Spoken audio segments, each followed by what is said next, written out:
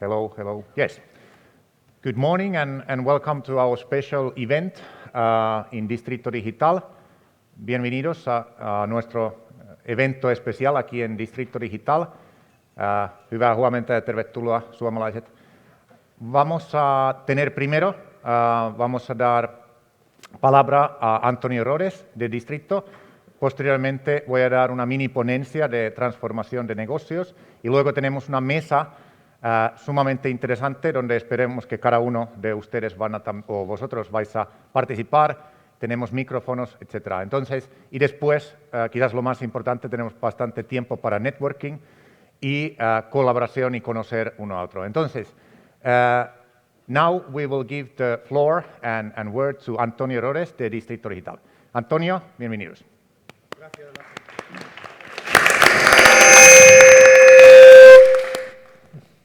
Buenos días, se me escucha, ¿verdad?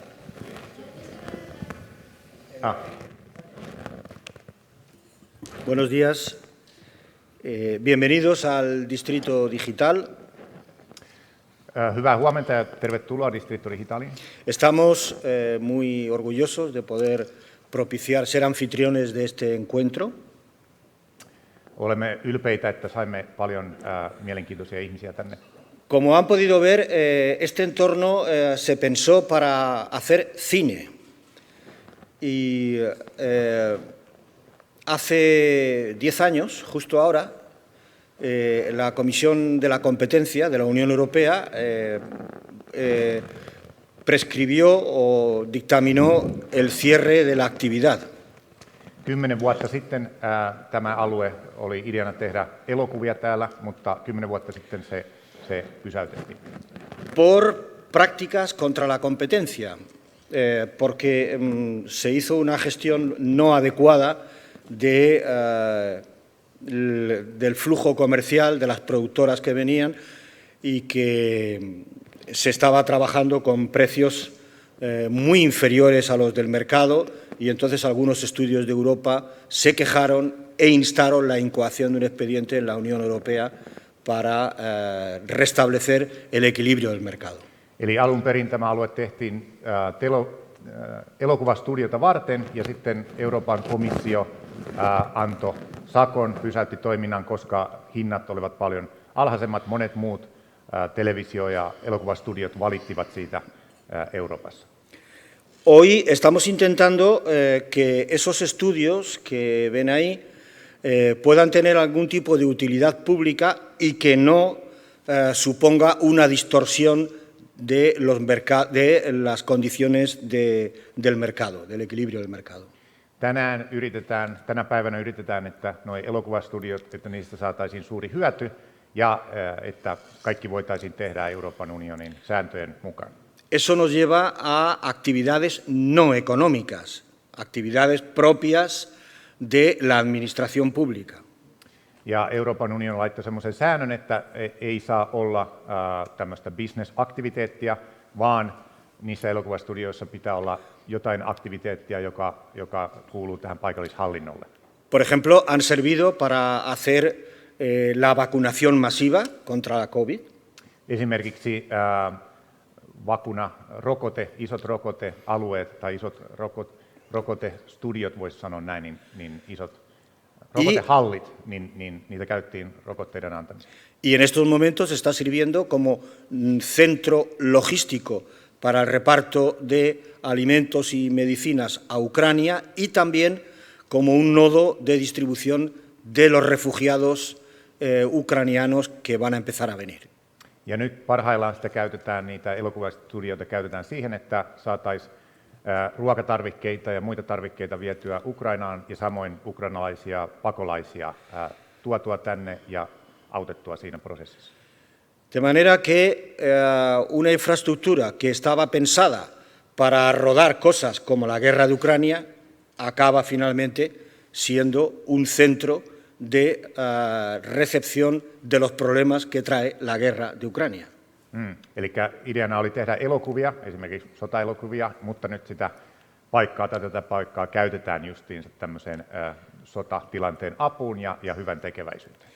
En cualquier caso, el presidente del gobierno valenciano cuando en el 2015 inició una política de cambio y evolución del modelo económico de la Comunidad Valenciana. Vuonna 2015 Valensian alueen presidentti lausui, että nyt on aika tehdä uutta tällä alueella ja alkaa panostamaan teknologiaan. Un modelo económico que había estado basado en el turismo y en la construcción. Ja tämä edellinen tapa tehdä bisnestä oli lähinnä perustunut turismiin ja rakentamiseen. La idea fue crear el germen de un nuevo sector de la economía que aquí no existía con la potencia que todos hubiésemos querido, como es la economía digital. Ja ideana oli laittaa siemenet ja alkaa promotoimaan digitaalista ekonomiaa ja kaikkea siihen liittyvää tällä alueella. Y hemos utilizado 3 edificios aquí y otro que hicimos en el puerto, más otro que estamos construyendo en el puerto, o sea, edificios tanto aquí como en el puerto de Alicante, para hacer una especie de hub de empresas de economía digital. Ja tällä alueella on 3 rakennusta, mitkä perustuu siihen, että sinne tulee teknologiafirmoja, ja keskustassa on vielä 1 ja tekeillä on toinen, mitkä myös luo tämmöisen teknologiahubin. Hoy tenemos alojadas aquí en el puerto 70 empresas, unas startups, otras empresas grandes. Tänään täällä on 70 eri firmaa, toiset on startup-firmoja, toiset on isoja firmoja. Y estamos desarrollando pues, un paquete de servicios para el conjunto de la economía digital de la Comunidad Valenciana. Ja valmistelemme pakettia, mikä auttaisi kaikenlaisia firmoja tällä alueella. Y en ese proyecto nos ayudó muchísimo Finlandia. Ja siinä projektissa Suomi oli todella hyvänä apuna.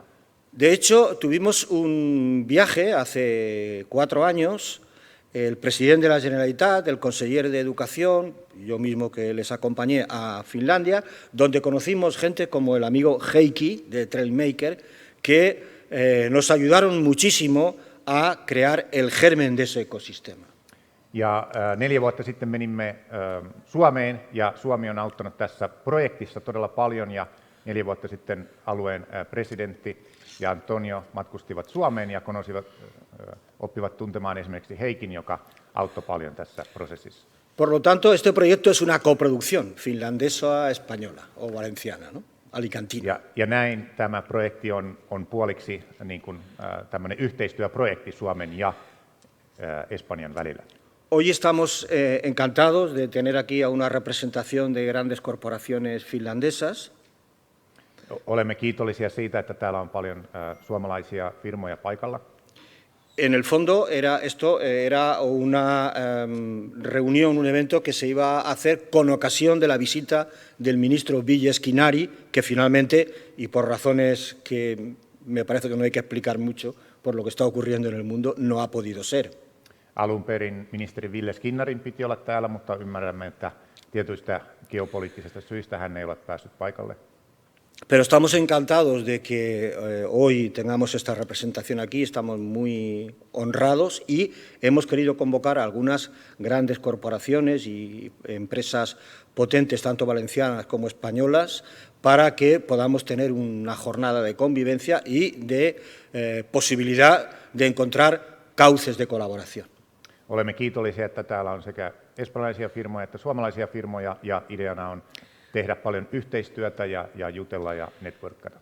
Algunas de estas empresas que vienen de Madrid y otras de Murcia llegarán tienen un poco de retraso y continuarán llegando, pero estamos encantados de que podamos empezar esta jornada y que espero que sea muy fructífera. Tietyt firmat tulevat vielä mukaan tässä Madridista ja Mursiasta, mutta olemme todella kiitollisia, että voimme aloittaa nyt ja toivomme, että tapahtuma tulee olemaan tosi hyödyllinen. Por lo demás, tanto a las empresas españolas como finlandesas, agradecerles de nuevo su visita. Kiitoksia sekä espanjalaisille firmoille että suomalaisille firmoille, että olette tulleet paikan päälle. Les recibimos con lo mejor que tenemos, que es nuestro mar y nuestro sol, que es el mejor que hay en el mundo y que lo tenemos a nuestro nombre escriturado en el registro de la propiedad? Muy difícil. Otamme teidät vastaan meidän auringolla ja merellä, ja se on meidän tämmöinen tavaramerkki. Y con todo nuestro afecto y gratitud por habernos ayudado a iniciar este proyecto. Ja kiitoksia vielä kerran Suomelle ja siitä avusta, mitä olemme saaneet, että olemme päässeet vauhtiin tässä projektissa. Muchas gracias. Que sea fructífera la jornada. Kiitos.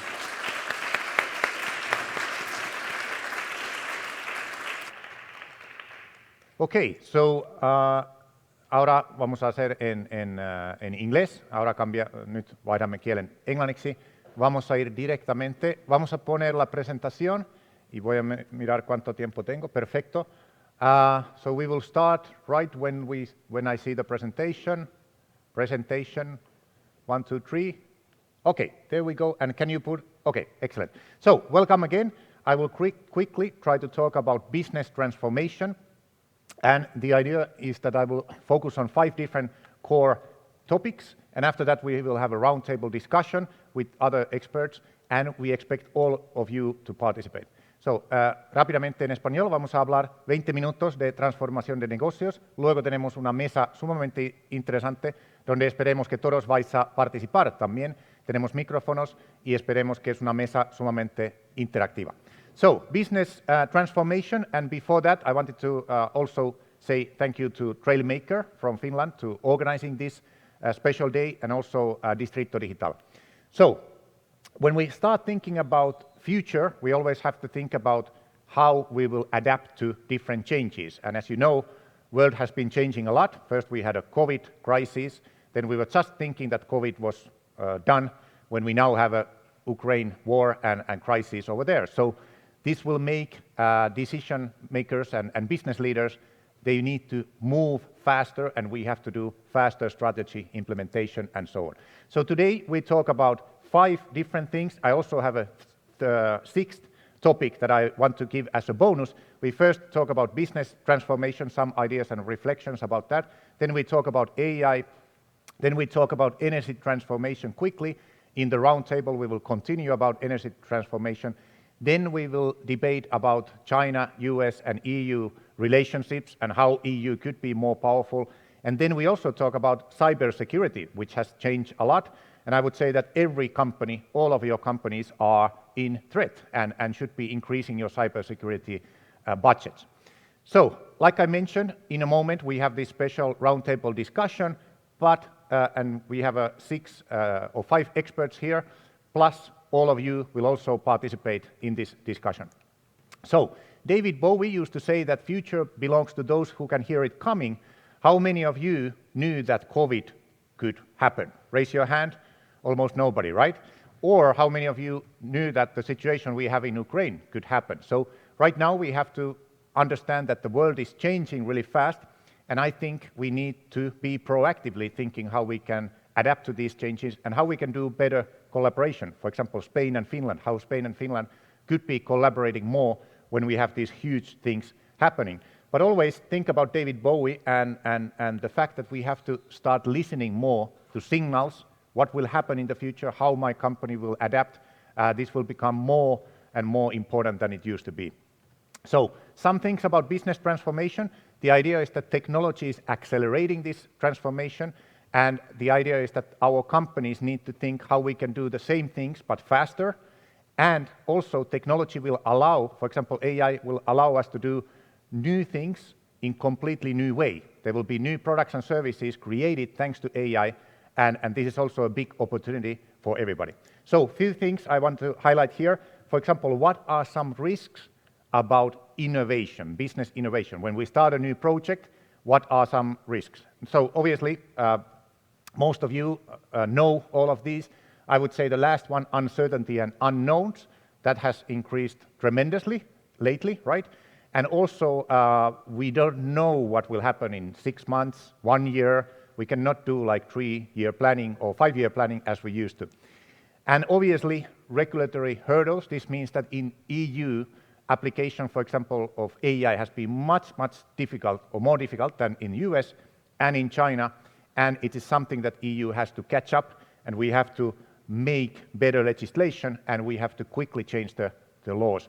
And then obviously geopolitical pressure is growing and growing, and competitive landscape is also growing. Now all of a sudden big companies can face competition from small companies who use some kind of disruptive technology and so on. Now, moving on, ARK Investment or Invest company from US highlights that in the next 8 years there will be 5 different technologies that will significantly change the business landscape. And the question is, how well is your company applying these technologies? So, for example, AI, battery technology, blockchain, robotics, and gene sequencing, you can see the increase. The increase you see in the middle is the year-by-year growth. But how many of you knew that, for example, battery technology alone is much bigger industry than robotics? Many times newspapers and business papers talk about robotics, but look at how big the battery technology is, and maybe this is something that, I don't know, Finland or Spain or together could be leveraging and using more. To end this section, I wanted to share this strategic time horizon from Future Today company. And also, at the same time, I have to highlight that this was done before Ukraine situation and before COVID. So what you need to do is to think about your tactical plans, your strategic plan, your vision, your system level disruption, what will happen. But below you see the years, and now world has changed. So those years I recommend to divide by 2. So it says from 1 to 2 year plan was tactical, that has to be now 6 months or even less. Strategic planning we cannot do for 2 years or 5 years, it has to be 1 year or 2 year because everything is changing so fast. And also this system level disruption is quite interesting because thanks to AI and other technologies, almost everything can be possible in 8 to 10 years. But we need more people who think what are those things that we really need and how they will help our businesses and our society. So this is quite useful business strategy framework. Let's now jump to AI. AI, probably all of you know, it's important. Finland was one of actually the first European country to introduce the AI strategy, and thanks to that, AI is being used in many, many sectors in Finland. Spain has been taking time in this. However, the government of Spain introduced their AI strategy, I think 6 months ago. And I also have to highlight that Spain, for example, has now the head of big data or head of data of Spain, which is really interesting. We don't have that kind of person in Finnish government and Finnish society. So Spain is applying a lot. So I have few reflections on how we can use this. Cathy Wood from ARK Invest says that in few years, deep learning can automate the creation of new software, which is quite remarkable. If you think about your software of your company, it will be changing thanks to deep learning in few years. And she says that it will create industry disruption in every sector. So no sector will be without disruption. And do I have a battery? We had the battery storage is one thing. Okay. Not working. Necesitamos otro esto, porfi. Okay, there we go. So quickly, data. So remember the new focus is data, creating business value from data, and that's the key. It used to be we need to get more and more physical assets, but now it's all about data and how our company can generate business value from data. The amount of data, if you check there, 2022, which we are now, you can check how this exponential curve is growing, and that's all created data, collected and consumed data. And this means that every company will have more and more data, both internally but also externally. This is something, for example, City of Helsinki has, I think, 500 different data sources on their website. Every company can use them. Same with City of Madrid here. And also European Union is promoting the data usage between companies and between countries, and we will soon have a really interesting data economy. The question for your company is how you will leverage this and how you can keep up the space with this. I wanted to include this really interesting quote from a company that does steel. So in Spanish, that's acero, una empresa de acero. In Finland, actually, it's a Swedish company, but their digital director says that every time we make a ton of steel, we also make a gigabyte of data. So we are data machines. And your company also has to think that you are a data machine. Whatever you do, you are data machine, because from that data, you can use it to AI, you can use it to create new products and services. Now, how do we do this data analysis? Really easy. We don't talk about difficult AI algorithms. 3 steps. First, you identify what is data. From that data, how do we can get insights? From those insights, how we can convert them to action items. And this is interesting because this is something that big corporations can do right now, but it's also something that small companies here in Spain, I have helped, for example, many small hotels to do the same. Analyze who are my customers, how I can identify those customers, how I can serve them better, and so on. So always remember these 3 steps and also how your company can use them. My next recommendation is synthetic data. If your company is not analyzing what is synthetic data, that would be one action item, and think that synthetic data and its uses is growing a lot. According to Gartner, in few years, there will be more synthetic data than real data, and this will give a huge opportunities for companies to create new models without doing the Facebook AI, which is that we take users, private data and use it to our models. Synthetic data allows us to do something totally new, and we don't break any privacy laws or anything like this. Moving on, this AI part, it's interesting because Finland started this AI revolution quite early. According to Accenture, Finland will be one of the countries that will most benefit from increased labor force or productivity in labor force. But Spain is also over there, and I would say that if Spain will continue with the same, investments in AI, it's in a really good path. Now, moving on, quick action list for everybody. 5 things: how your business can generate more data from, or generate business value from data, how you can identify new external and internal data sources, how your company can create new products and services from AI in few years. It doesn't happen in the same month. It will take few years, but it will be significant. How your company can collaborate with Gaia X, which we'll talk in a second, and how you can use synthetic data. Now, few words about energy transformation, because it's also important. We will continue talking about it in our roundtable discussion.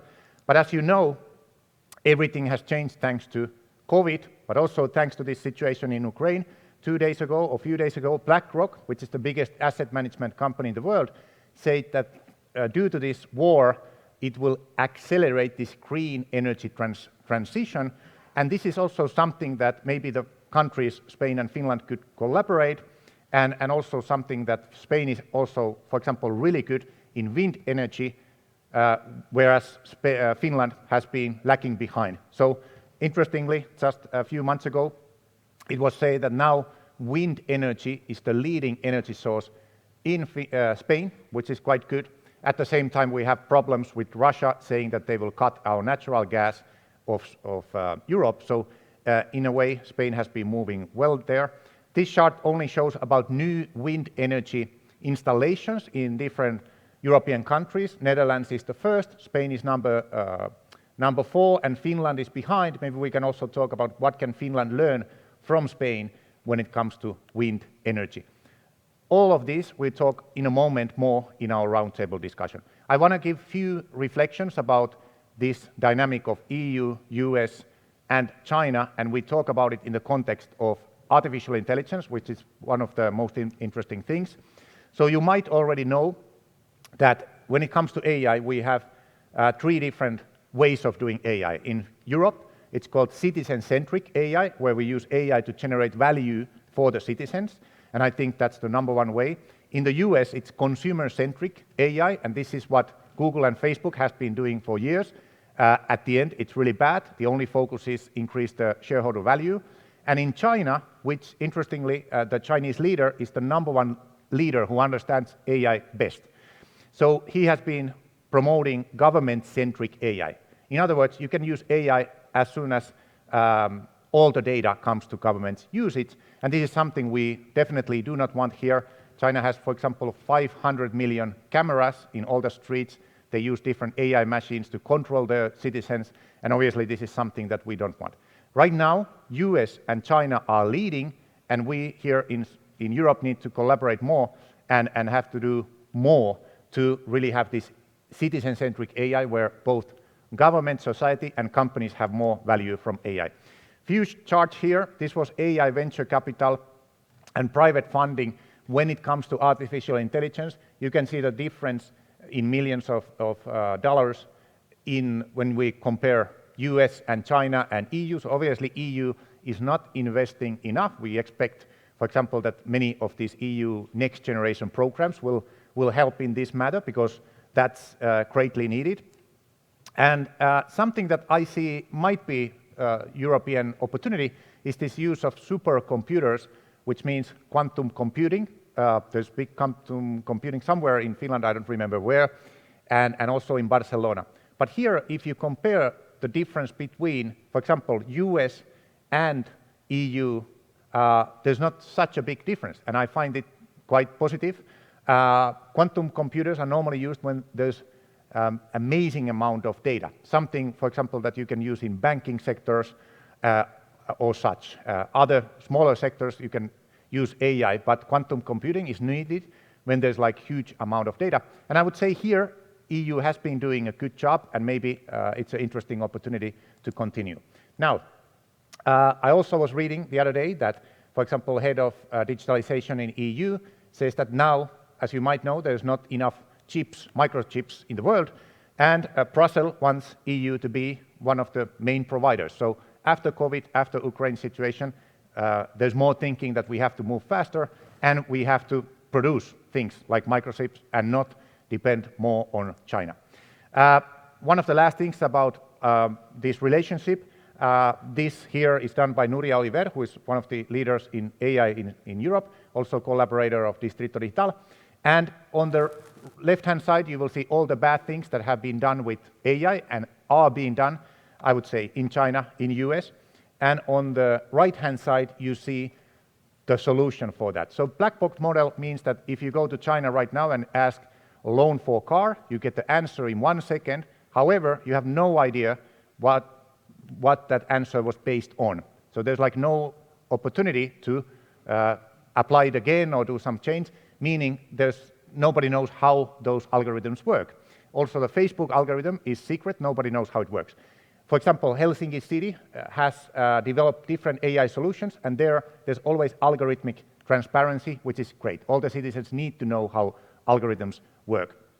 And I would say the second point there, privacy-preserving algorithms, this is what we need. And this is also something that synthetic data has a lot to do, where we don't need to do these privacy violations that Facebook and Google are doing all the time. Now, moving on and mentioning a few things. We don't have to go more deep into this, but European Union has an interesting new digital act where they try to push this agenda of business-to-business data collaboration and also government-to-government data collaboration. And they also focus and promote something called smart contracts and the use of blockchain, which is interesting because then we would have systems that would be more decentralized and less centralized, which normally makes things go slower. I mentioned Gaia X earlier. We don't have to go deep into that, but I just recommend that everybody writes it down or remembers what it is. Basically, the idea here, it's an initiative from France and Germany, and now it's a European-wide project. In Finland, it's done by Sitra.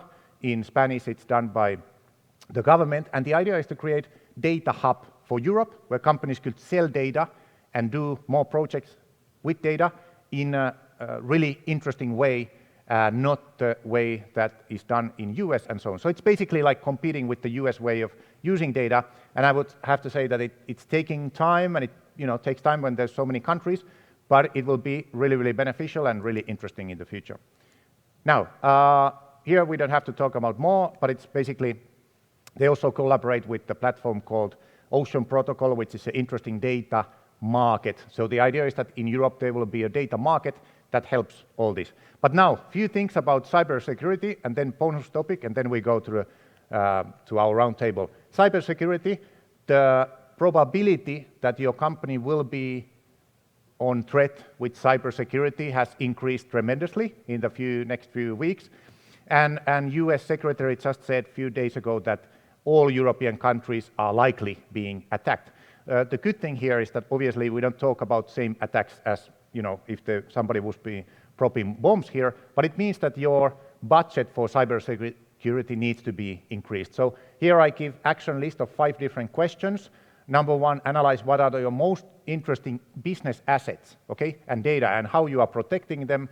And also the number 3 is quite interesting, that how do we know if somebody has robbed our data? Sometimes, hackers rob data and then 6 months later they say, hey, we have all your data and so on. And also what kind of layers of protection we have. And the number 5, is our cyber security investment enough? And I would say that probably it's not enough, and I recommend to increase it.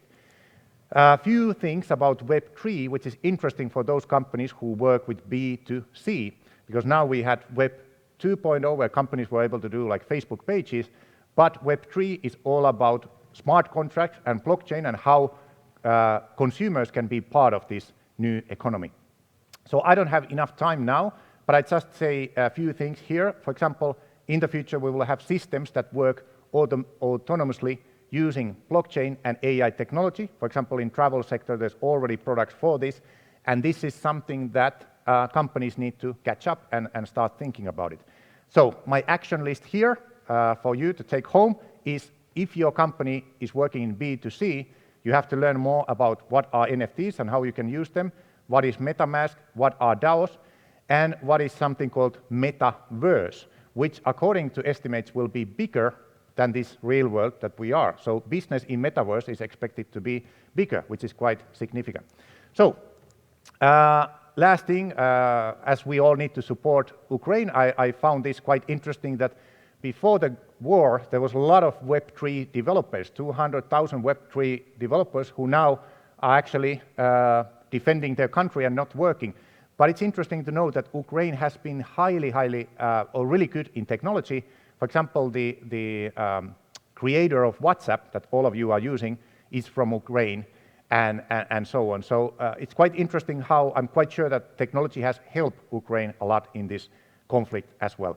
So my recommendation is to now participate in this roundtable we have, but also think how we as 2 countries, Spain and Finland, could continue this collaboration and how we could go to the next level in these different topics, because right now collaboration is badly needed in Europe.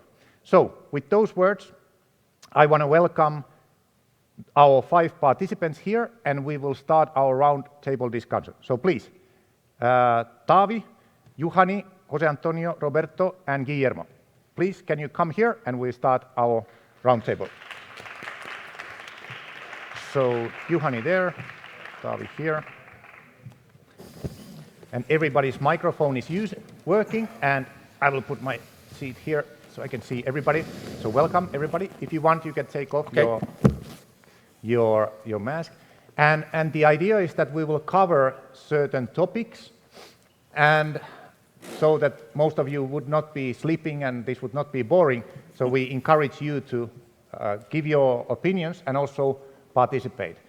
So the main topic is how do we seize the opportunities of business transformation, and also how we can do better business in this world which is all the time changing. So I would like to start this with Taavi. Taavi has been working for many years in a company, in the biggest, we could say, supermarket company in Finland. And he just told me before that his company is selling 46% of all food that is being sold in Finland, which is quite interesting.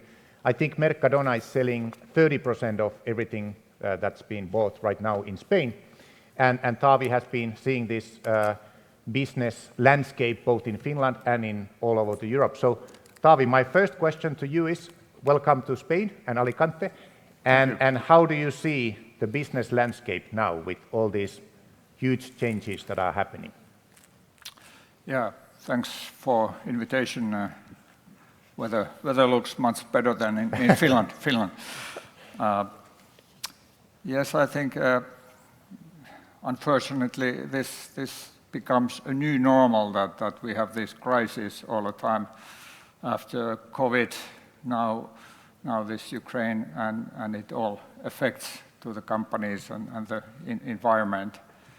So what is needed, I think the companies need to be even more agile in these times, and also I think that companies need to go back to basics, so that you need to have enough solvency and liquidity must be good, and risk management should be in order, and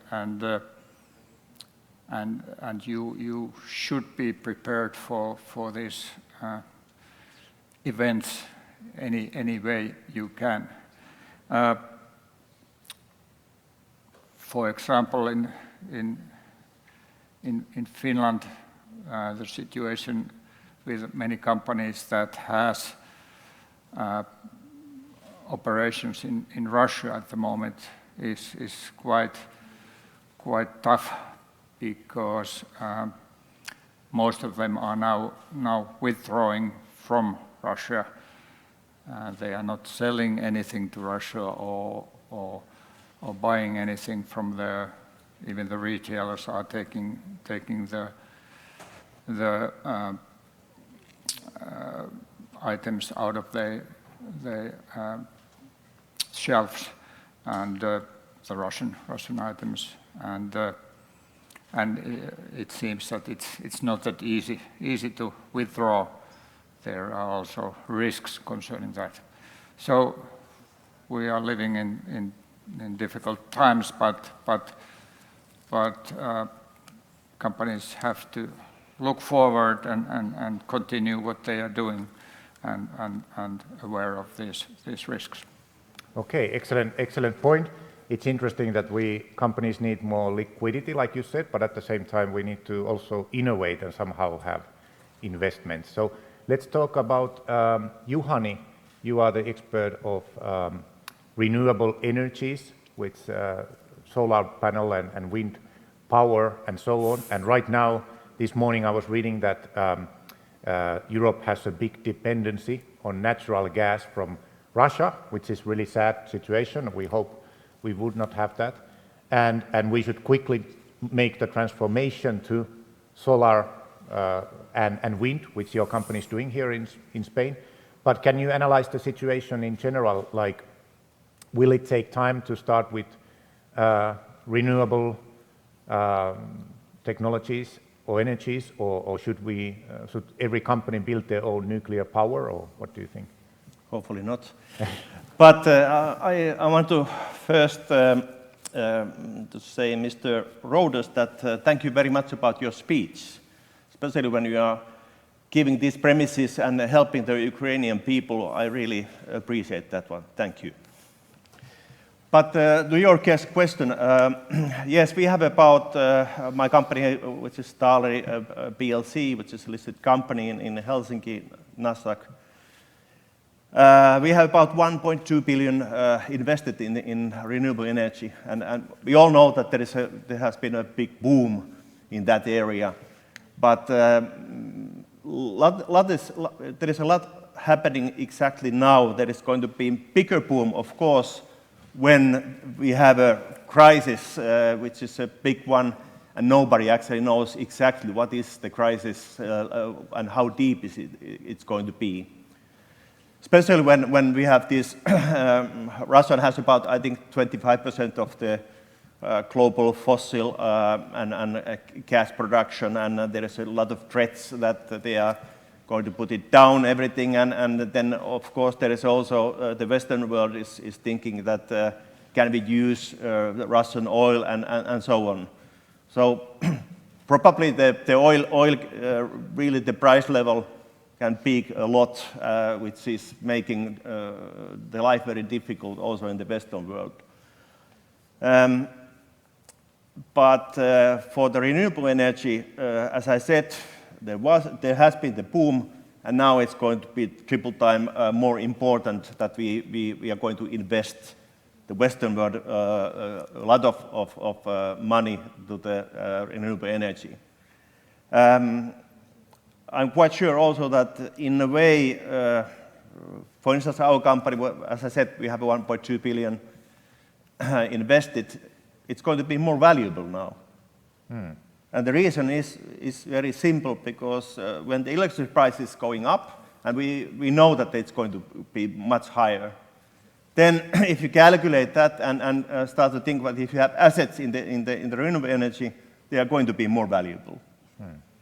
And at the same time, there's going to be a lot of investments, and I think that also the states and the countries, they are going to back up different kind of plans, which means that you have to invest very quickly more to the renewable energy, solar and the wind.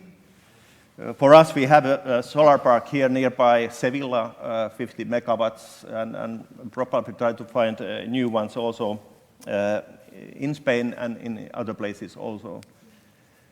But the energy market is in trouble, because we have now crisis in the price level, but we are going to see probably the next crisis, which is more or less tomorrow, is the shortage. And that's why we see the higher prices. And let's say that I don't know, was it Mr. Putin or somebody else from the Russian side that said that the oil prices are going to be about 300 euros per barrel. So which means that it's almost triple time, 3 times more what is it today. So we see that there is going to be a big problem in front of us. Only good thing is that we have spring. Yes, because if it could be during the winter, it could mean a totally different situation also to the Europe. But big change is coming. Nobody knows how deep the crisis is going to be. The problem is that it can be a deep one. And at the same time, we think that if you have coal plant and we have a lot of discussions, you have to put it down. I think that you are going to have an extra time, a lot of time for that. And exactly the same issue is for the whatever energy production type of kind of plant you have, you are going to have extra time. Now the climate change, of course, is important, but after all, we have to have the energy first and then think how we are going to handle the crisis, which can actually last several years. Okay. Quick question about fusion energy. Is that something which is like mostly in many scientists' wishes, and do you think it will take many years? Because a lot of people have said that when we have fusion energy, many of the problems in the world would be solved. How do you see it yourself? Now I see that it's of course very important, but in the future. Okay. But now we have the crisis today and tomorrow and day after that, and we don't have time to think that is the fusion energy the real answer for us, as we need to have energy, which means that we have to build those kind of plants and those kind of energy plants what we can build very quickly, which means solar, of course, wind, and maybe some other possibilities also, but not any kind of 5 years plan, because there is no time. Yeah, excellent. Jose Antonio, your company does consultancy, and you work with all the big Spanish companies. How do you see, well, you are working with business transformation. How has these last few weeks changed the landscape for Spanish companies? In general terms, there is no much change, because actually we are going from crisis to another one. So we are still in a crisis. First was the COVID, and now we are with Russia. But in the point of view, the plans, the strategy, the vision, as you said in your presentation for the record, it was very nice. I liked very much. The thing is that nobody has changed their plans. I mean, everyone knows where we should be going, But the problem is, as Johanny said, is the today.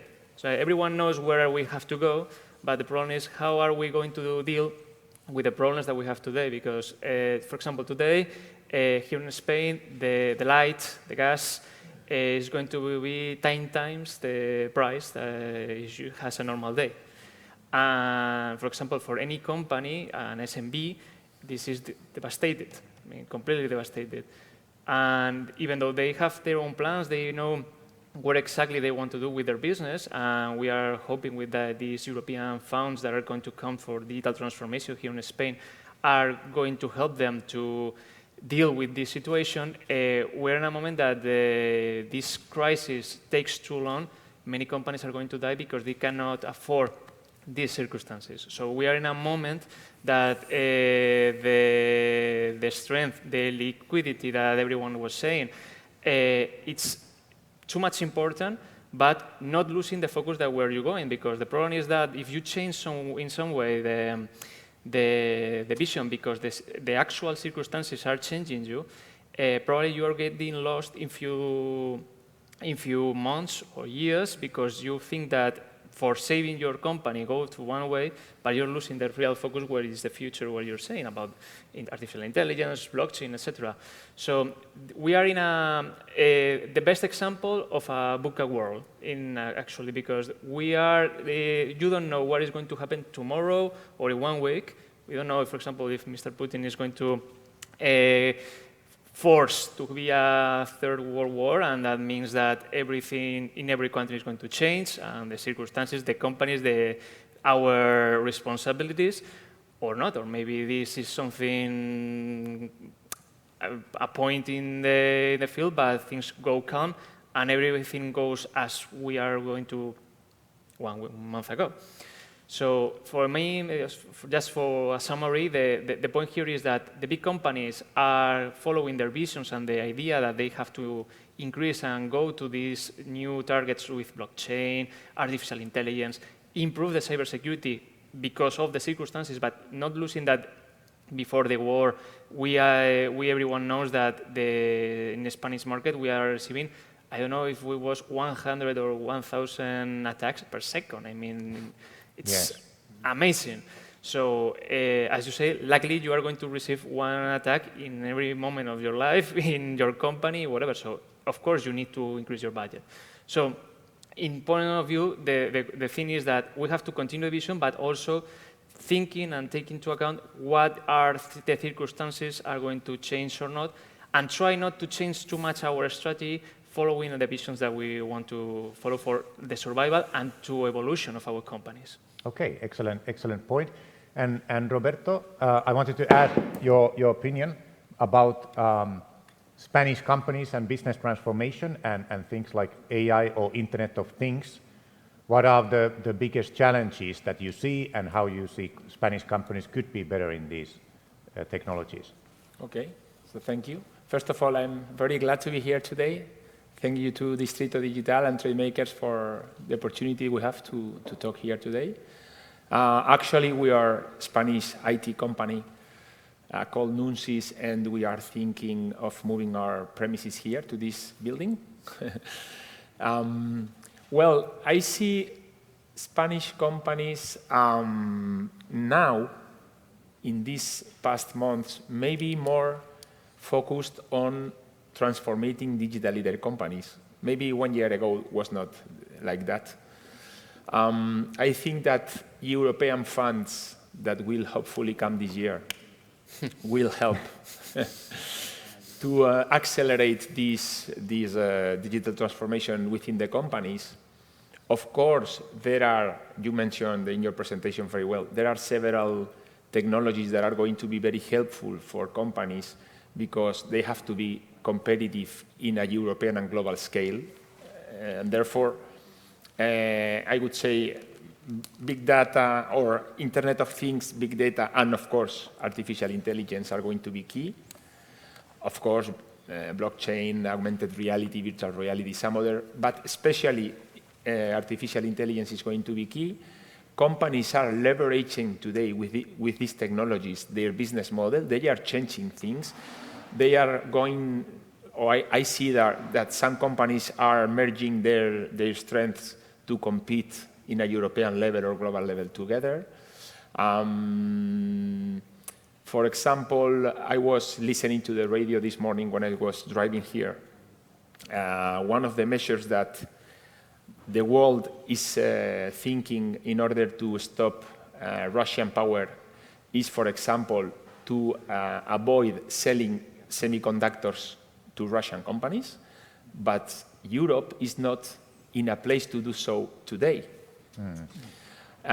So one of the things that I miss from Europe sometimes is to have a clear path and to have a strategy where we can be independent, and in a moment where it is important not to sell semiconductors to Russia, and all the semiconductors, or most of the semiconductors, are being made in China. Okay?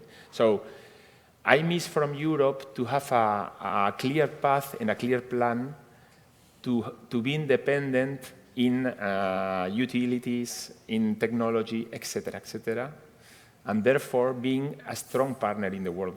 That would be, for me, very important. Okay? And finally, regarding for example, the cybersecurity, it is published, you can read everywhere. If you talk, for example, to the Spanish, the National Cryptological Center, Centro Criptológico Nacional, and we have been suffering attacks from Russia and China in the last years, all Europe. Yeah. And it is not only for ransomware, which was maybe some time ago, but now is more for espionage. And we have to be prepared to fight against that. And also a global politics and a global plan to defend Europe from that would be nice. Yes, exactly. That's really interesting. And with that regard, I know many people, or some companies don't even anymore use WhatsApp, because they think that goes directly to US. Yeah. They use, before the Ukraine situation, they told me they use Telegram. Yes. But Telegram's owner is collaborating with Russian government, so I think Telegram is out also. So maybe there's a tool called Signal, which I understand is better, Signal. And also promoted by the creators of WhatsApp. Guillermo, so few ideas or reflections of what what other panelists have been saying, and maybe like in your company, for example, is doing a lot of strategic implementation. You have been also working with Trailmaker and so on. So what ideas you have in order to go faster today?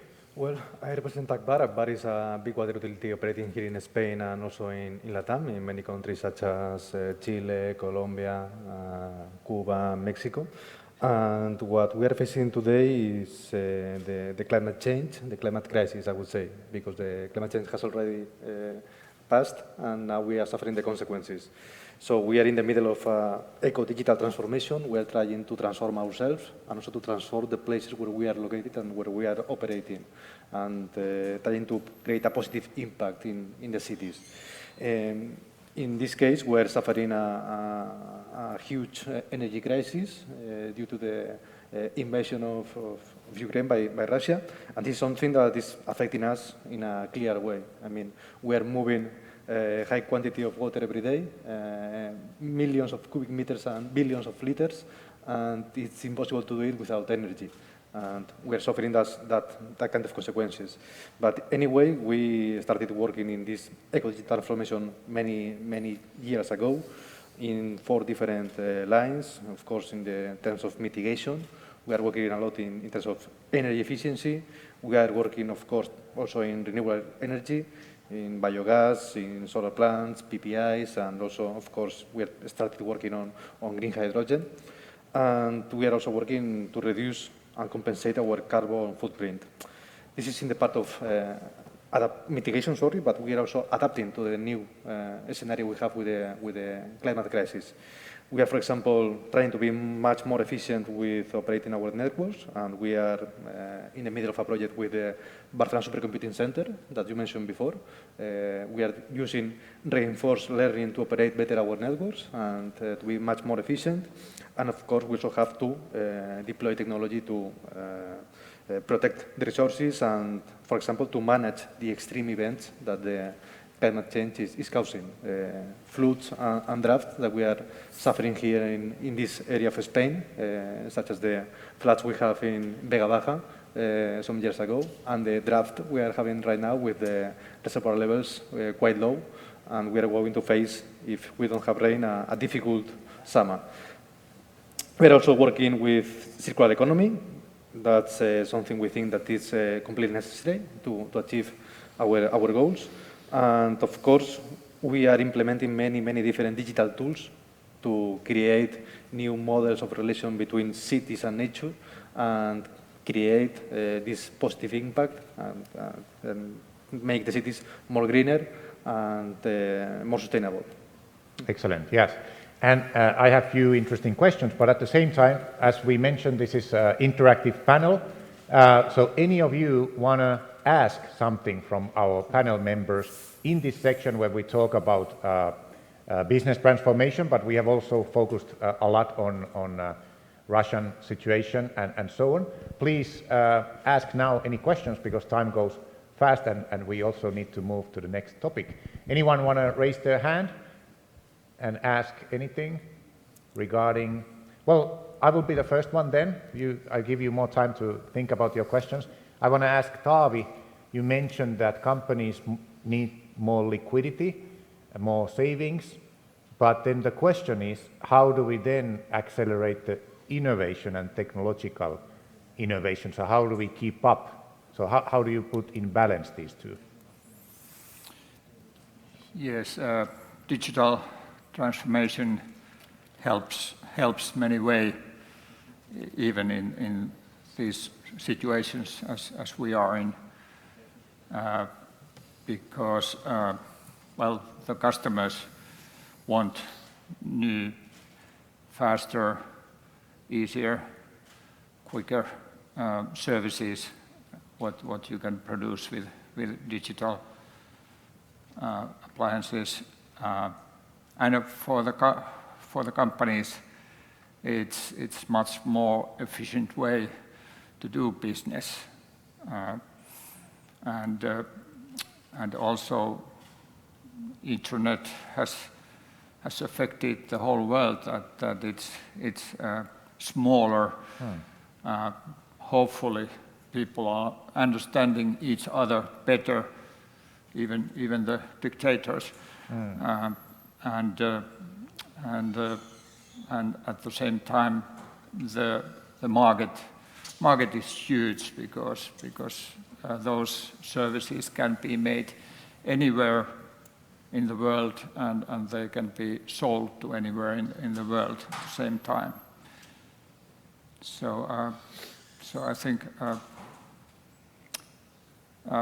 companies need to believe in the future and go ahead with the steps they are taking, especially on the digital transformation. Excellent. So, for example, Jose Antonio, what do you say to biggest your clients? As mentioned before, are some of the biggest clients or companies in Spain, and right now many of them are thinking, oh, we need to save money, we need to be not taking risks, but in the same line what Taavi was mentioned, how they can accelerate the digital transformation. The key is for the thing that we recommend in this case sometimes is not doing just. We were also talking this before this event starts. The thing that we recommend sometimes is that sometimes the problem that the company does with the create several things at the same time or innovating several things at the same time is that you don't push in anything concrete, and sometimes the risk that you have is that you lose all the investment, and because the risk is very big because you don't focus in one thing. So sometimes the best way is to use the partnerships. I mean, this is how, for example, here we are talking with the Finland companies, etc. The first idea in this case is something that you have to focus in something that you really believe that is the best thing, and looking for partners that you can collaborate, and this collaboration is what is going to bring you the real business, the real wealth. And thanks to that, your risk in innovation, in your liquidity, in these times that it's more complicated to be balanced in which how much money I'm going to spend and how much money I had to invest, no costs, it's complicated. And that's why we use these recommendations to do collaboration, partnerships between companies that are going to help you to your business, and the other company is going to help you with your business at the same time. And this is how we believe that is the best way, for example, for big companies, because one of the biggest problems that you have now is that there are very few professionals in terms of artificial intelligence, cybersecurity, etc. in the market. So, and the less that they have, the cost of the salaries is huge. And this is why the problem that you have is that or the market tries to rebalance by itself, but this is going to take time because you need to create more professionals to reimburse the balance, or you have to collaborate with other companies that have the needs that you have in order that this market can be more or less, or your investment, sorry, can be well done and don't makes you to cost you several money that you have to also imply to your customers, and your customers maybe are not going to take this extra cost that you are going to help in order that you can do your investment. This is the terms that we believe that the collaboration is the best way for these kind of terms. So how do we enhance the collaboration, for example, between Spain and Finland? For example, Juhani, your company you mentioned has solar panels in Seville and will have in other sections or sectors. And now, as you said, the renewable energies are more valued, right, after COVID and after this situation. How do you see that in that sector? And also here, we have to mention Distrito Digital has renewable energies and climate change as one of their key topics. So how do you see Spain and Finland could be collaborating more to increase in both countries this usage? I agree with Jose that it's more important to select the right partner and focusing in certain areas. Otherwise, if you have a very wide strategy, this is totally wrong time to have that one. Because I think that what we are seeing very soon in economy is stagflation, which means that all the prices are coming up and there is no growth. That's why the liquidity issue is one of them. Then also that you have to pick the right places where you want to try to find the real growth. So I think that the answer for your question is that the right partner and right focus are the most important issues. Okay, excellent. Any questions? And now we need the microphone. Heikki is the first one, and then Antonio. Yes, my name is Heikki Manninen. I'm with the Trailmaker. I have a question for the panelists regarding the very point that has been discussed now. I think that the European Union is allocating a lot of funds now, a lot of money for example, green energy transformation and so on. And also the European Union is emphasizing that the money should be utilized between countries within Europe. And how do the panelists see, for example, in green energy or something like that, how could this be catalyzed? Really interesting. Anyone? Roberto, you mentioned this, that Well, European Next. Yes, actually worked for renewable energy in my past. I know very well. Well, of course, I would say cooperation projects between companies or even public institutions among those countries.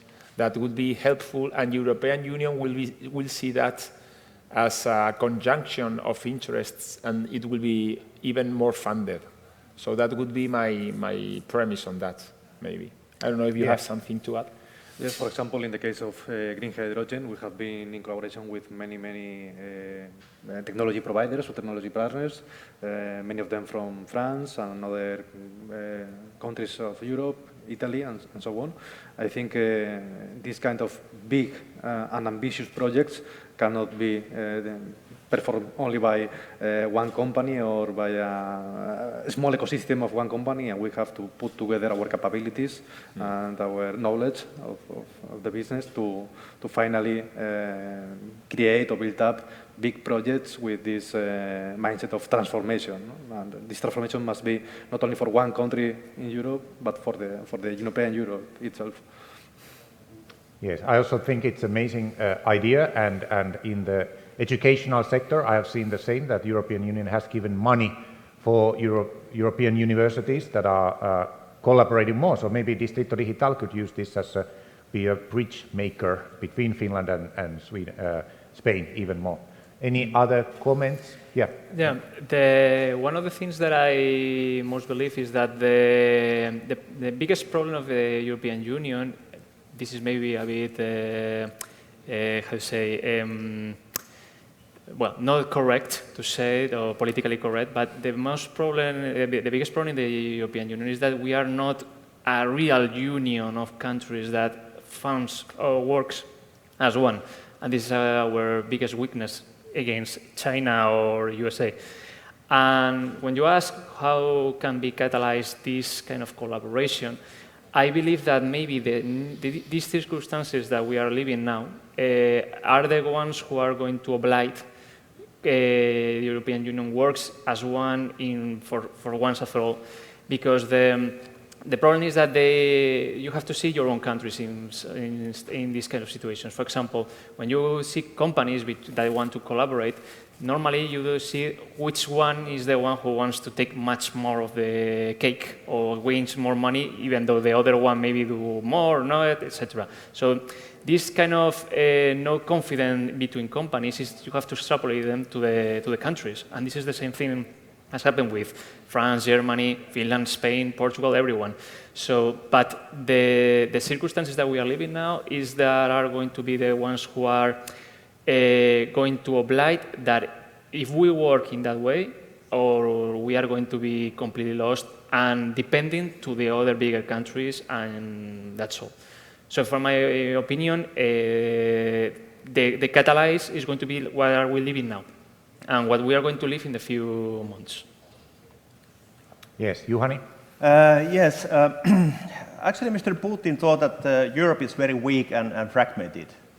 But if we think about these sanctions, first time this Europe part of the whole world is totally united, which is surprisingly big issue, which also means that, okay, if we can actually do some united kind of actions, we probably could also take this energy issue in European level so that we could have a master plan, how we actually creating huge amount of energy out of some master plan for whole Europe.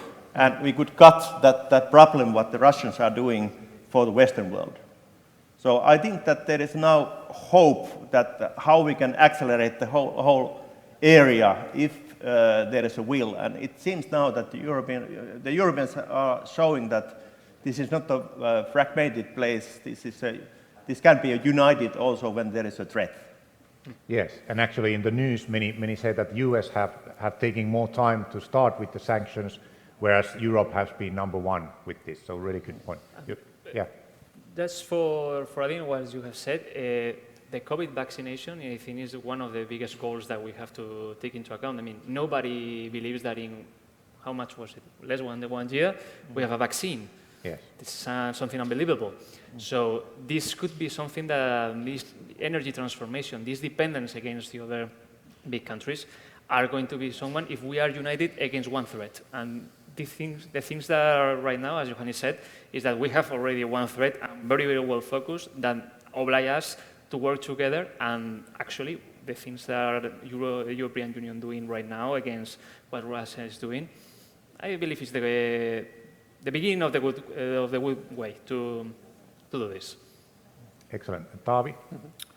Yeah, I think in general, Finland and Spain has lots of business opportunities, and this COVID pandemic helped us to realize and understand that almost all the work can be done online. And 4,000 kilometers is not a big deal. So I think there's lots of opportunities between the two. Yes, and now we have to discover them and start working more. Were you saying something? Yeah. Yes, just to say that we are working here in Instituto Digital with Distrito Cambio Climático, and we are very surprised. We find a lot of startups from Finland working in the topic of climate change, and they are with innovative technology. We are trying to validate and test that technology, and I think it's a good way of collaboration. We can transfer those technologies to Spain, test it, and then maybe even transfer them to LATAM or some other places in the world. I think that's the kind of collaboration we can do between European countries and then export the technology to other places in the world. Yeah, definitely, that's a big opportunity. So, more questions before we move on? Was Anthony, microphone for Antonio over there?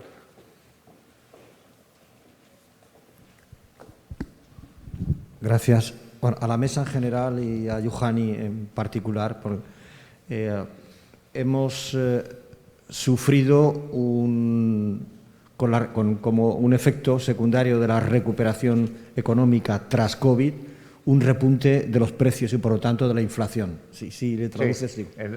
For Juhani, that the prices and inflation has gone up.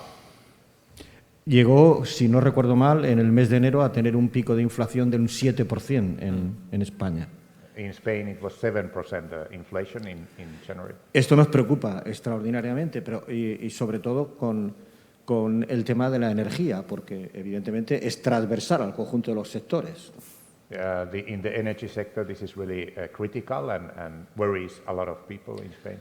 Pero con el conflicto con Ucrania, pensábamos que ese repunte de la inflación iba a ser pasajero, pero con el tema de Ucrania vuelve a haber un nuevo impulso y, como estaba diciendo Juhani, evidentemente no hay medidas a corto. Entonces la pregunta sería, repito, al conjunto, pero especialmente a Juhani, la pregunta sería, ¿con qué horizonte temporal trabajan las empresas energéticas en el sentido de que se va a continuar con esta situación inflacionaria en los precios de la energía? With the Ukraine situation, the threat is again high of inflation and growing prices. So how energy companies are tackling this in the short term? How do you see? Well, I think that the short term, the threat is coming exactly from the Russian side. So they use it as a weapon, and that's very difficult to tackle because we need own production, and that's why when you ask about the fusion and those kind of things, they are great, but they are long in the future. But the next 2-3 years or 4 years or whatsoever can be very difficult because the prices are going high. And that's why EU should have a master plan how we should handle the whole environment in different countries in Europe, that they can invest to the renewable energy, which could be a good part of the energy solution. The basic energy companies, the possibilities to change that model is much long-lasting. We need some comprehensive act in Europe level. So quickly, before you said about wind energy and solar energy, can you say it again, like how, if somebody puts now solar plants, how fast that will start generating energy, and the same with wind? Well, the big problem in the Western world is the permissions, because everybody can complain, and that's why you should actually do some major act that there's no complaints, the state makes decisions, and we can start to build them. And then in the solar side, it's even less than 1 year, and with the wind, about one and a half year. Okay. So that's the way to go if we try to handle this crisis. Of course, it's not enough. It has to be a combination, and then it also, of course, means that all the other sources, like some whatever sources you are producing energy, you have to give them time. You can't shut down any plants, even if the climate change is the big issue. Yeah, excellent. Guillermo was first. Can I ask a question? Yeah. What do you think about the prices of the solar panels? Are they going to increase, and are we going to have problems with that in Europe? Yeah, well, I think that they are going to increase because the demand is going to be much higher. Mm-hmm. And it takes time to produce them enough, right? Yeah, it takes certain time anyway, but when we have a huge demand, it usually means that the prices are going up. But again, I don't know the percentage, but a high percentage of solar panels are made in China. Yeah, today. Exactly, yes. Today. The point of my question. And there is no specific high technology on that, I can assure you. Yes, it's a mass production. It's mass production, there is not many workers involved, but anyhow, there is no production in Europe, there is just a little few for solar panels, Okay, and Taavi? Yeah, just one example.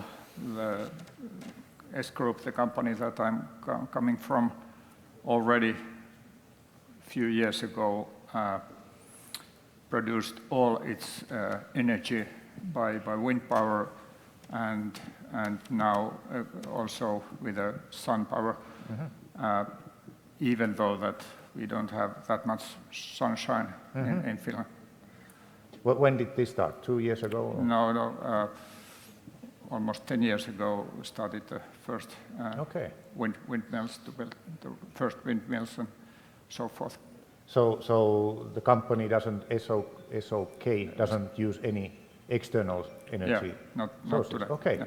Do you know if Mercadona or other supermarket chains here are doing something similar, or you are unaware of I'm sure they are doing, but I'm not quite aware of the figures where they are. But that's definitely interesting example. Any questions before we go to the next topic? Comments, questions, opinions? If not, we jump.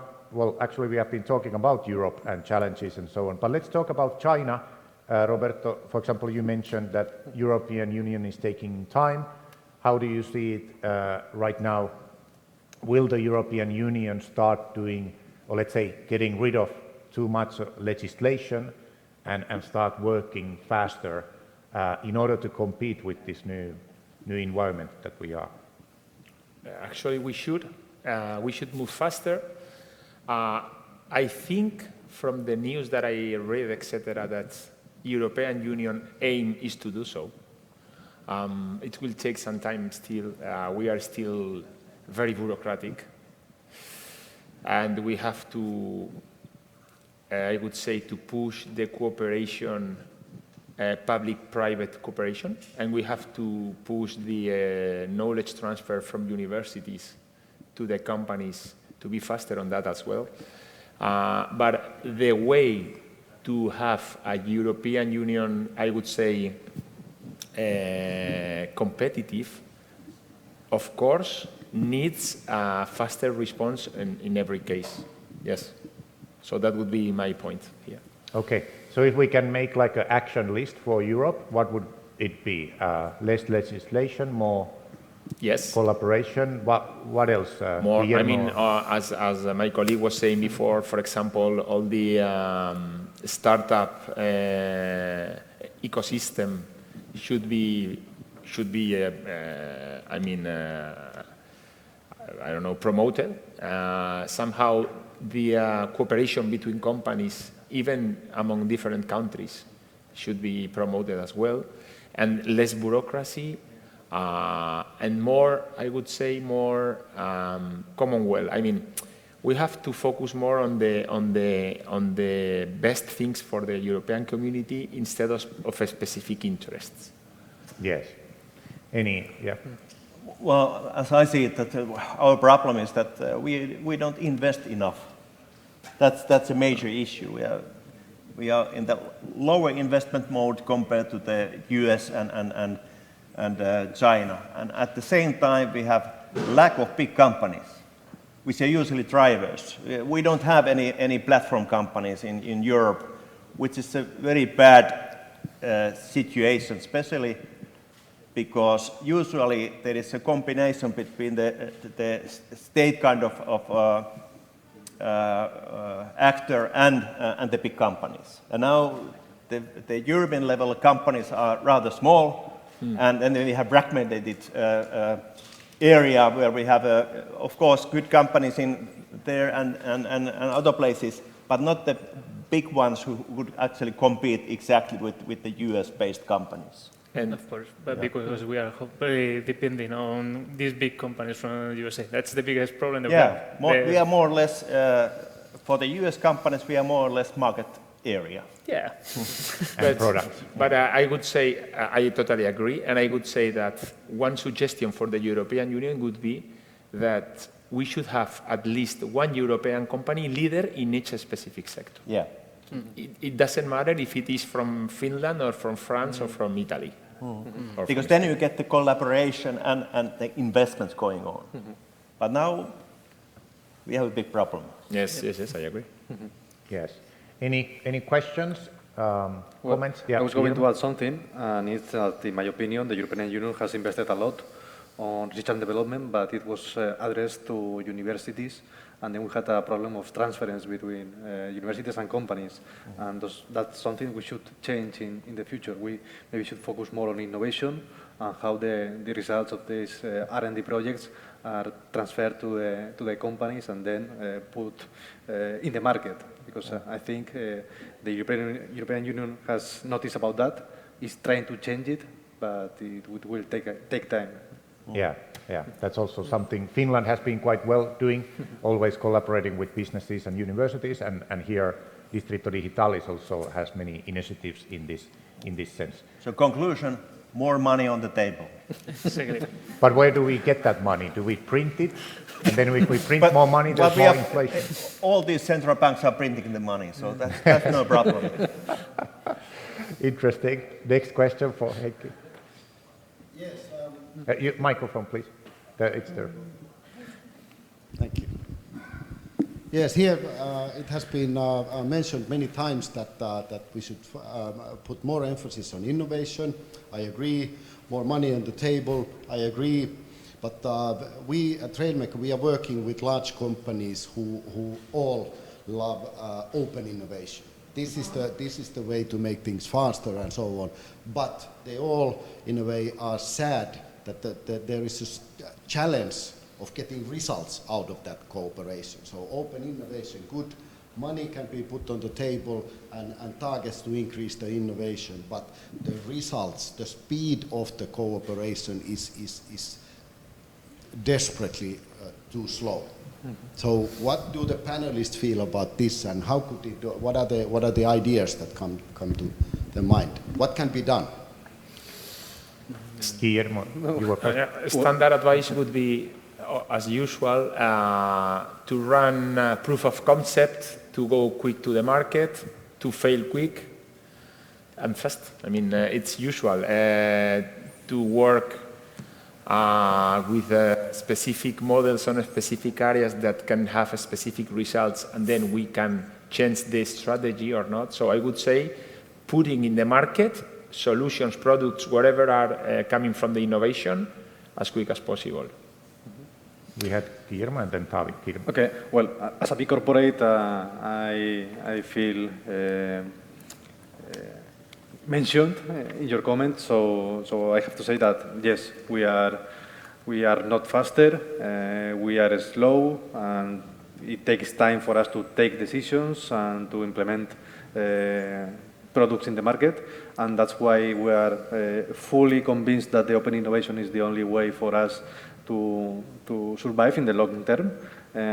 We are trying to collaborate with many and different stakeholders, such as Barcelona Supercomputing Center, such as many startups. We are identifying here at Distrito Digital, and for us, for example, it's very necessary to work in the API economy. I mean, when we build digital tools, we do it with different components from different stakeholders and not only thinking about building up all by ourselves. That is not possible. So I think we have to collaborate and take advantage of the startups, their agility and their specific knowledge in specific terms. Next, Taavi.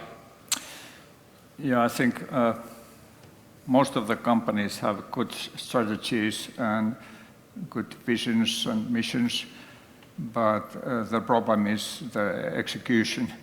And I'm also working part-time in Helsinki Business School, and we had a study that showed that on average the strategies are delayed by 1 year, and that is a hell of a lot of money, and it seemed that there are three main obstacles. In a company, there are lots of directors coming from different backgrounds, and they all understand the same strategy a bit different way. So that's one problem. The other one is that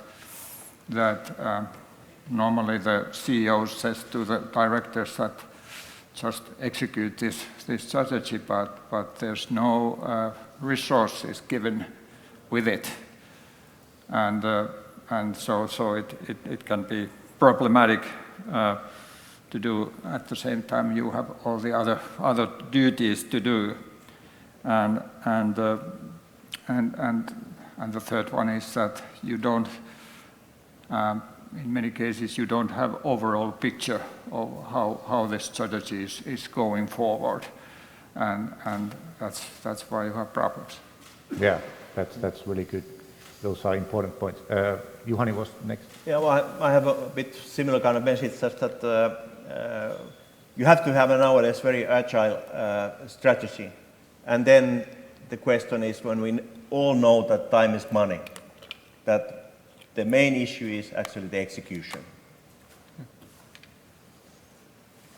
And Jose Antonio, you wanted to add? Yes, I mean, I'm agree with all my colleagues, but just to be a bit more opposite from what everyone's saying, I mean, there is no way to be in the top of the innovation of big companies, etc. You have to see the history of the big companies, the GAFAM companies, Google, Amazon, Apple, etc. All these companies takes years to be in the top and to be very dependent on what the other countries are needed for the technology. So that makes a lot of time. One thing is also that what we have to do is to try to do it in the good way, try to innovate, try to create as fast as we can, but also we cannot lie to ourselves. I mean, this is going to take time to be in the top. I agree with what Juhani and Roberto said about to find a way to create one company higher for European Union that everyone in the world needs as these kind of companies. But I mean, even though in the best ways that everyone is doing very well, the public administration, frankly speaking, goes as fast as he's never gone. The big companies that will be working in this goes as fast as they never gone. It's going to be a long trip to go. But even though things are going to take slowly, that doesn't mean that we cannot make some pushes or some accelerations to try to shorten the times that this is going to take. But we cannot always believe that this is going to be in a cost of 2 years. I mean, to be in the top is going to take a lot of time. And was there any comment? Yeah, I wanted to highlight what Jose Antonio said. And for example, in Spain, with the use of AI and big analytics, we need more case studies. Already here in Distrito Digital, there are some companies who are applying robotics in some factories and are having amazing success in few months. However, the problem is that other companies don't know those success cases and they think that getting results takes many years and so on. So maybe Spanish companies also I'm taking what you are saying. You have to take into account also that in the end, you need that the people understands and wants your technology. And this is something, as a studies market, that takes time. even you are very attractive, you have to know first, and this is going to be something that is going to be steppable. In the end, when you have a base on your of your customer study, you probably can go faster than what start. But this is like exponential. Yeah. So the beginning is very small, but in the end you go very fast. So this is going to be more or less the way it takes. And talking about artificial intelligence, cybersecurity, etc., you can't imagine how many companies don't understand yet how useful this technology is. And even cybersecurity, you have every day in every newspaper or TV that one company is being attacked. I have many conversations with companies that say, this is not going to happen to me.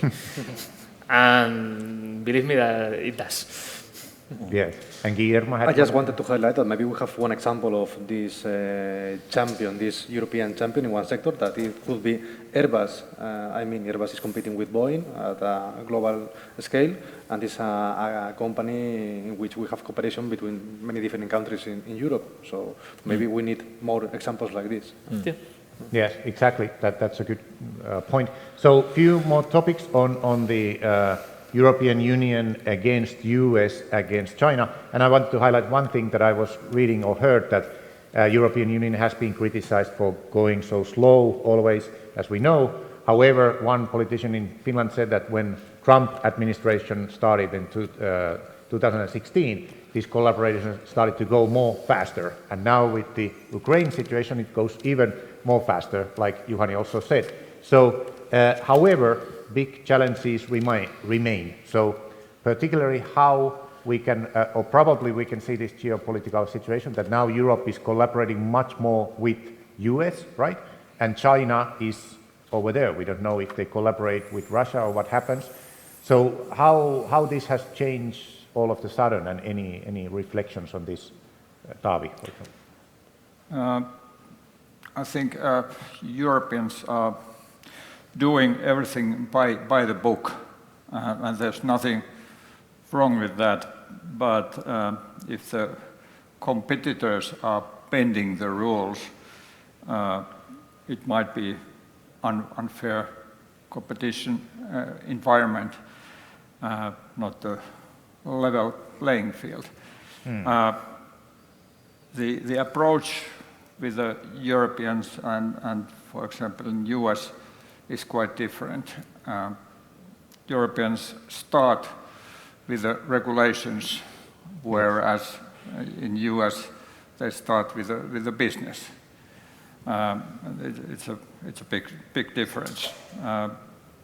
As we have these geopolitical tensions right now, and any guess which way they are going, I think US and Europe has the most relevant partners and I would say also in the foreseeing future.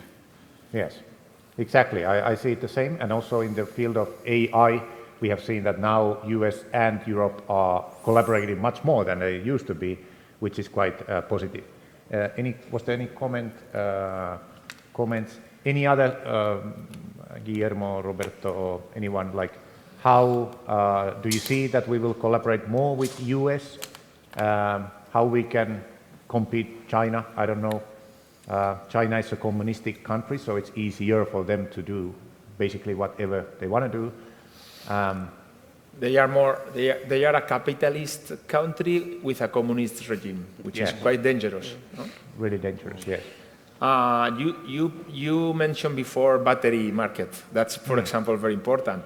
Chinese government has been buying many of the mines where many of the minerals and materials for the batteries are produced, and they have the power to run them for 200 years. For me, Europe in this field has been very slow, very slow. Even US, China has been faster than anyone. For example, Afghanistan, I mean, nobody talks about Afghanistan right now, but 1 year ago we all talked about it. And now Taliban have taken the country again. Chinese were there having discussions about raw materials for the batteries. So, of course, I think that in this global scenario, US is the most natural ally for us. And exchanging data and exchanging cooperations, for example, for the AI politics, it's a good idea, in my opinion, yes. Yes. I think geopolitics is an opportunistic science. I mean, nowadays we are very close to the United States, and we seem to be more far from Russia, of course, and from China. But we are in an uncertain scenario, and we don't know what is going to happen from here to in a couple of months. Maybe everything can change, and we can see different things moving. Simply just to remark that, as he said before, both China and the United States have natural resources. I mean, the United States have these resources in his territory, and China has the influence in many places where the resources are mined. So the European Union has this problem. We are an old country. We have already mined all our resources, our natural resources, and we have to establish alliance with the places where we can obtain those resources to re-industrialize our continent, and then try to be more independent from the different regions that are competing in the global scenario. Yes. And one question to Juhani, that Taavi said that European Union starts with regulation. Has the regulation with green energy and renewable energy changed after COVID? Has there been any improvement, or is it as complicated and time-consuming as it used to be? According to my knowledge, I think that it's still exactly so complicated as it has been. And as I said, I think that as we know that there's going to be a crisis and it's probably deepening a lot, then there should be actually some kind of master plan how you actually take rid of part of the complications and different kind of regulations for faster investments to that area. But I don't know what is the situation now. Right. Hopefully they are changing. Right. In a good way. To skip part of the regulations that everybody can complain and whatsoever. We had for instance, in northern Finland project, and when everybody was complaining this and that in that area, it took 10 years when we built that. And it's interesting, Finland is quite low when it comes to percentage of wind energy. And you said before but that it's getting higher. It's getting higher. We are coming. Yeah. And hopefully with this collaboration between the countries even more. So, any more comments? Maybe we have been talking a lot about US and Europe and so on, but we have mentioned about these challenges that individual corporations have. So maybe I would like to take more on those. There have been many things mentioned, like the companies need more liquidity, but also accelerate digital transformation and so on. So any other recommendations for individual corporations right now? You mentioned a lot about the difficulties and that the things are not so fast and you can't move old kind of company to the new one. What we are talking about is actually corporate culture in many ways. Yes. And that's a big challenge as the corporate culture. If you have a old kind of business model, and we know that the digital transformation is actually a revolution. Mm-hmm. Correct. Because the digital means actually experience, and the technology is just the enabler, and the experience is going to be the major flow and major decision maker in the future. So that's why those companies which are still keeping the old kind of corporate culture are in trouble in the future. Mm-hmm. And that's the biggest challenge I see for the corporations when they try to change that. Usually there's a big majority or minority who's saying that, hey, we are making money, how we should do it be so fast? And that's the problem. Yeah, but frankly speaking, if it's the only way we want to accept, if we accept this challenge, it's the only way that we can try to go right in innovation and to be in the same level as our competitors are right now, which are China and USA. I think it's the only way to go as fast as we need in this case.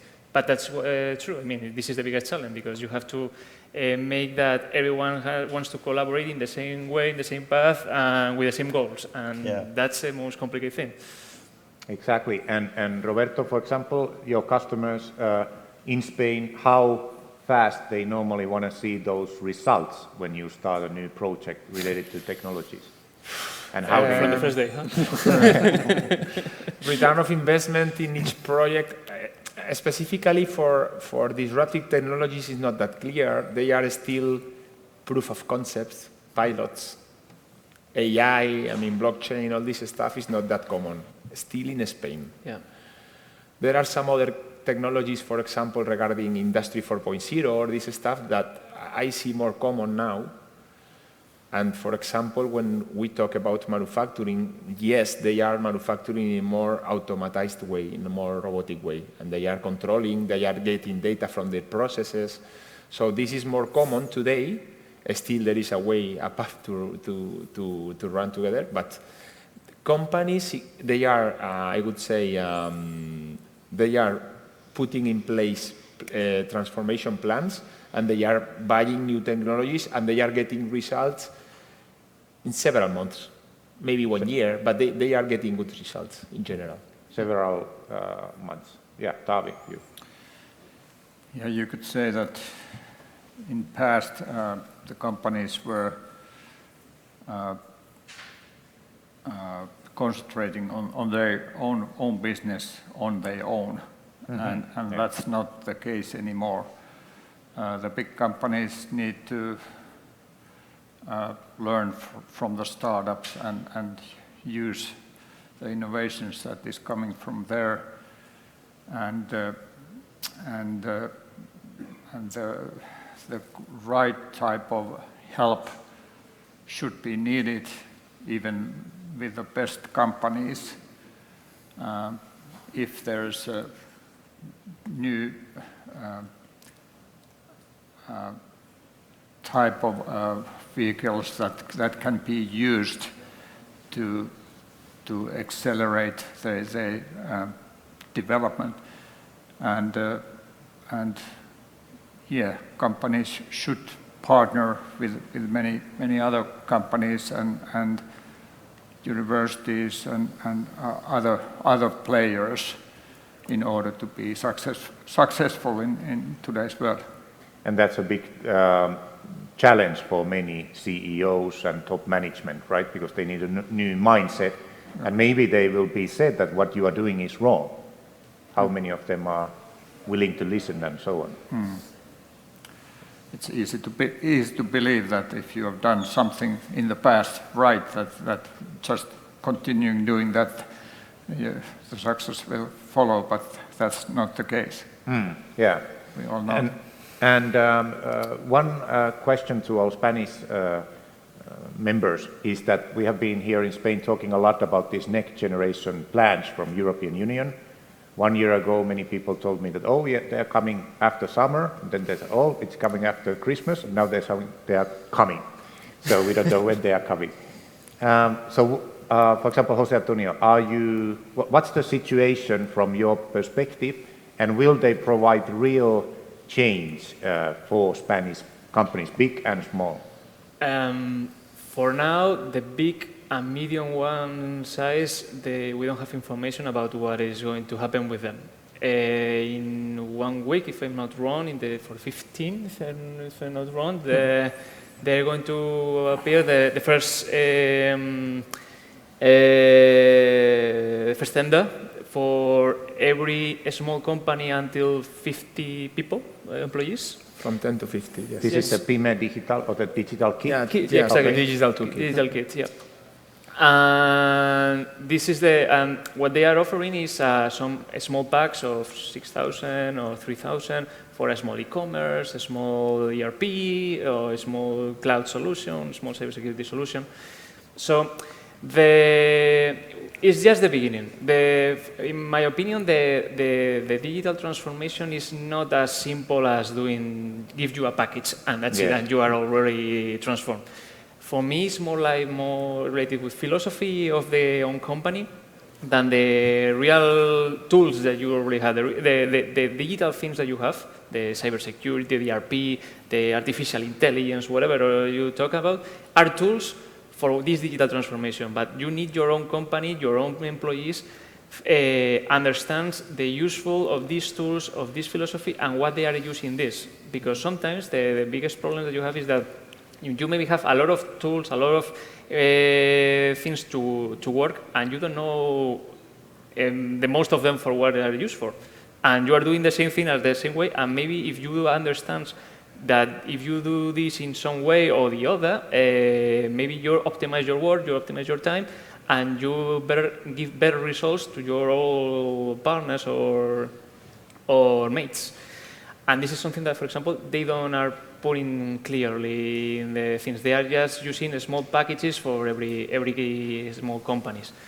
And the medium size and the big ones, and everyone in this case, one of the things that may delay this digital transformation of several companies is because everyone was thinking about when are they coming, I will do it. Yes. So time passed, and say, okay, in summer coming, so in summer I will start my digital transformation. No, it's been winter, in winter I will start. So, but the problem is that never comes and you never do this, and time passes, and your company is still in the same way as 2 years ago. And 2 years in the moment that we have is too much time of not doing anything. But this is the biggest issue that we have. And let's see how this digital kit is going to work. I'm not very hoping that this is going to change much, but we will see, because there is no much information, and we don't know exactly how useful or not useful are going to be for these small companies.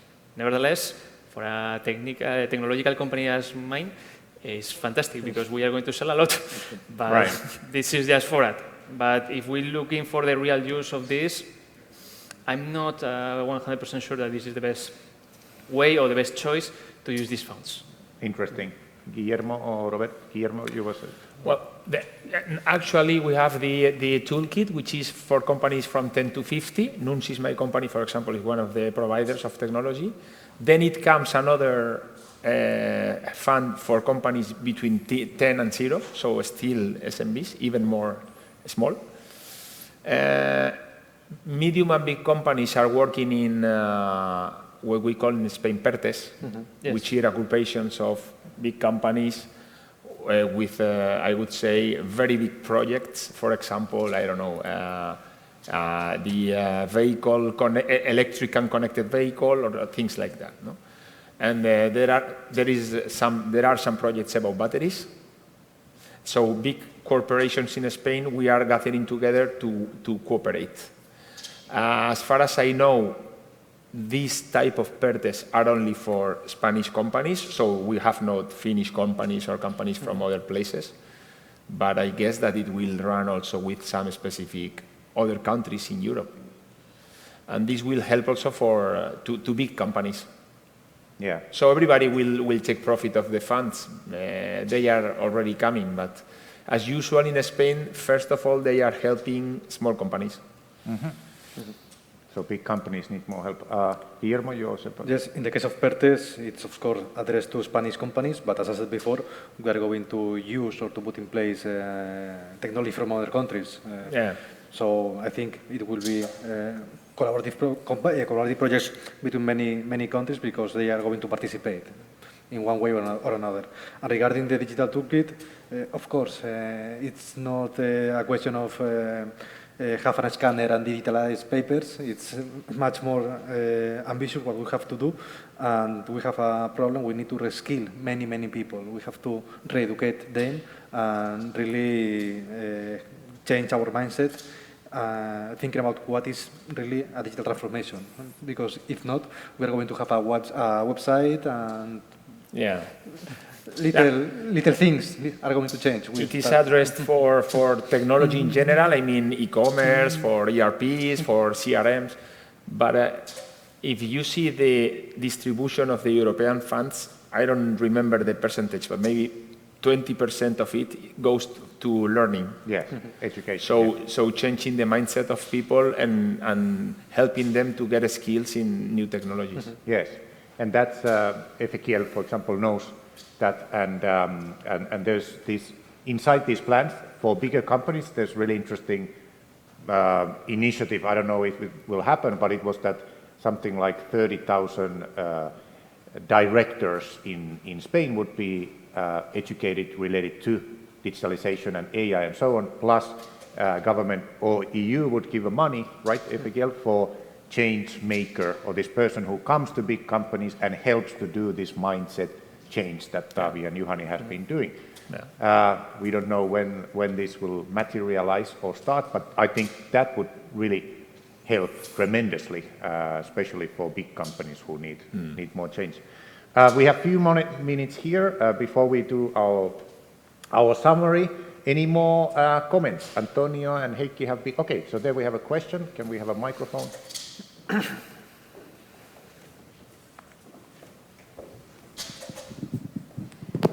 Yeah, thank you. I'm also representing Traymaker, and a question regarding time. You were discussing just a few minutes ago about the concept of time, losing time in the execution and in the transformation. And just a question about your opinion of what is the cost of losing the time? Is it then losing the position? Is it losing money? Or how would you consider the kind of the cost of this lost time? Excellent question. I believe that all of them. I think it's the cost of opportunity, is the time that you are expending doing this, but not going on this time that you are expending your people, the employees, the effort, and that makes money. Is the time that someone, if you don't develop, it's more or less the same as the cost of opportunity. I mean, if you can lose the opportunity to be the first one to create something, and this is a cost of opportunity in terms of business, but also the problem is that if you develop something but don't push it in the market, is that, for example, for example, we are talking about here related, for example, blockchain or whatever. I mean, solutions of blockchain are very, very interesting, and in the future, I'm 100% sure that it's going to be something that we are very used to use these kind of things. But for example, when you're talking about blockchain to normally people or companies, they already don't understand. So sometimes, even though you create the best opportunity, the best solution in the world, if you cannot transmit and communicate it properly, you are also losing the chance that this solution can be used at the time that you are getting it. And sometimes the value of this solution will be better, or you can lose it because someone has taken the same idea as you, but has communicated the same in a best way of yours. So sometimes this is also not also to create the best solution, but also the best way to communicate it in order that everyone understands which is the use and what is for them the income of this kind of solution. Juhani? Yes, time is excellent question in that sense that for us humans, if we think what is the most valuable asset what we have is actually time. For the corporations, it's exactly the same. If you lose your position in the market, the price of that it's priceless. You're going to be bust in a way. Mm. And that's maybe the biggest dimension of that. But of course, if we think about just that, not exactly the position, that you have a strategic plan, which means that you are going to aim better revenues and better profit for 3 or 5 years. Of course, you can calculate what 1 year actually then summing up for the company. But most important issue is that the time is actually money and market position at the same time. So it's referring to that the company, when it's doing some plans and whatever, most important is that the execution is there at the same time. Excellent. So, any other last-minute questions or comments? If not, I think we are quite ready to wrap up this roundtable. And any panelists have anything else to add? There's been a lot of interesting opinions and so on, and we will later do like a summary. So I want to thank our panelists for your time and for your opinions, and also all of you. And as it has been said many times, there's no such thing as business as usual, and we all have to be more alert and do the change faster and innovate. So right now, I also want to thank you, or thank Distrito Digital and Antonio Rodes and all the personnel for organizing this excellent day and seminar. And hopefully Finland and Spain can, or hopefully this is like the start of something really big, and Distrito Digital can help more this collaboration between the two countries so we can be better able to face the challenges of the future. So now we are done, and now comes the most important part, which is networking lunch. I hope you all will enjoy that, and thank you again, our special panel. Thank you. If we can take one